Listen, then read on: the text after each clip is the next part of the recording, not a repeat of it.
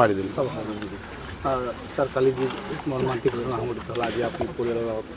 যোৱাকালি বিভিন্ন ঠাইত বহুতখিনি এক্সিডেণ্টৰ ঘটনা হৈছে আৰু ইয়াৰ ভিতৰত আমাৰ কচুগাঁৱত যিটো হৈছে সেইটো খুব এটা মৰ্মান্তিক হয়।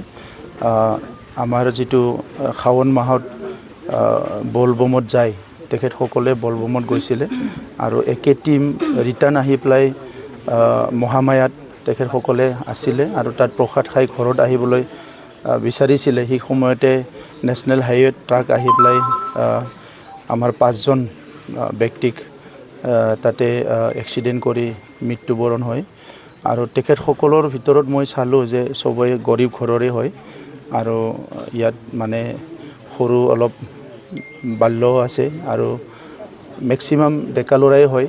তো প্ৰত্যেকটা পৰিয়ালৰে বহুত ডাঙৰ ডাঙৰ ক্ষতি হৈছে কাৰণ চবেই গৰীব পৰিয়াল, উপাৰ্জনৰ কাৰণে মানুহ নাই।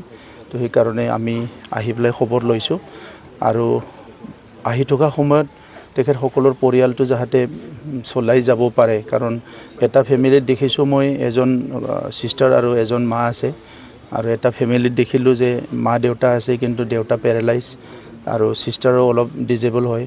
চ' বহুতখিনি অলপ দুখদায়ক এটা ঘটনা, দুখ লগা এটা ঘটনা এটা দেখিবলৈ পাইছোঁ বা পৰিৱেশ এটা দেখিবলৈ পাইছোঁ। তো এইকাৰণে আমি চবেই মিলি পেলাই তেখেতসকলক আহি থকা সময়ত কেনেকৈ হেল্প কৰিব পাৰে সেইটো আমি চেষ্টা কৰিম আৰু এই শ্ৰাদ্ধটো একেলগে কৰিবৰ কাৰণে আমাৰ EM ডাঙৰীয়া লোকেল আমাৰ চবেই মিলি পেলাই কৰাৰ কাৰণে মই দায়িত্ব দিছোঁ, এইটো যাতে শ্ৰাদ্ধটো একেলগে কৰিব পাৰে আৰু অনাগত দিনত তেখেতসকলৰ পৰিয়ালসকলক কেনেকৈ সহায় কৰিব পাৰোঁ আমি একেলগে আলোচনা কৰি আগবাঢ়ি যাম।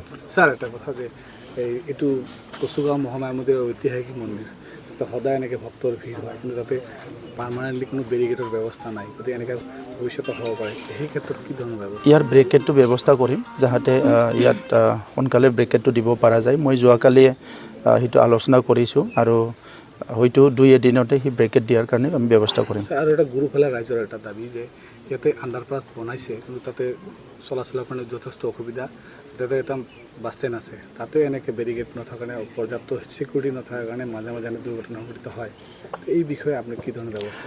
নেশ্যনেল হাইৱে সেইকাৰণে মই SDO চিভিল আছে আমাৰ গোসাইগাঁৱত, মই SDO চিভিলক কথা পাতি য'ত য'ত প্ৰয়োজন আছে পুলিচ আৰু আমাৰ SDO চিভিল একেলগে লগ লাগি ক'ত এনেকুৱা ব্ৰেকেটৰ প্ৰয়োজন আছে সেইটো চাই পেলাই কৰা হ'ব। আৰু গাড়ীটো এইখিনি বহুত স্পীডত চলায়, মানে এতিয়া 4 লেন হোৱাৰ পৰা গাড়ী বহুত স্পীডত যায়, সেইকাৰণে বিভিন্ন জেগাত প্ৰায় এক্সিডেণ্টটো খুব সঘনে হয়। তো সেইকাৰণে আমি এটা হ'ল সজাগতা, আনটো হ'ল যিখিনি ব্ৰেকেটৰ দৰকাৰ আছে সেইখিনি অলপ ব্যৱস্থা কৰা যাব। এজন ট্ৰিটমেণ্ট হৈ আছে, কি ক'ব? তেখেতকো আমি আমাৰ খবৰ ল'ব, আমাৰ টিমে যাই পেলাই মই এতিয়া গম পালোঁ যে তেখেতৰো মানে অলপ অৱস্থাটো ভাল নহয়, গতিকে এখেতৰ ট্ৰিটমেণ্টটো আমি খবৰ ল'ম।